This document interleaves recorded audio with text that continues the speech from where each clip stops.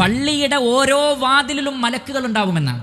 നമ്മളിവിടെ ഈ കാണുന്ന ഈ വാതിൽ, അവിടെ മലക്കുകളുണ്ട്. മേലെയുള്ള തട്ടിൽ അവിടെ മലക്കുകളുണ്ട്. എത്ര വാതിൽ പള്ളിയിലേക്കുണ്ടോ അവിടെയെല്ലാം മലക്കുകളുണ്ട്.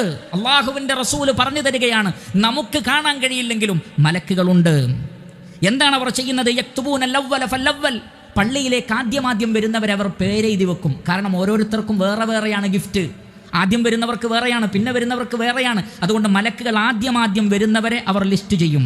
എന്നാൽ ഫൈദ ജലസൽ ഇമാം മിമ്പറിൽ വന്ന് ഇരുന്നാൽ ആ ഏടുകൾ അവരങ്ങ് അടച്ചു വെക്കും. വജാഉ യസ്തമിഊന ദിക്ർ. പിന്നെ പള്ളിയിലേക്ക് കയറി ഖുതുബ കേൾക്കാനിരിക്കും.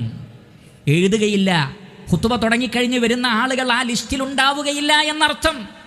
അതുകൊണ്ട് അതിൻ്റെ ഗൗരവം മനസ്സിലാക്കിക്കൊണ്ട് നേരത്തെ തന്നെ പള്ളിയിലേക്ക് വരാൻ പ്രിയപ്പെട്ട സഹോദരങ്ങളെ നാം ഓരോരുത്തരും ശ്രമിക്കേണ്ടതുണ്ട്.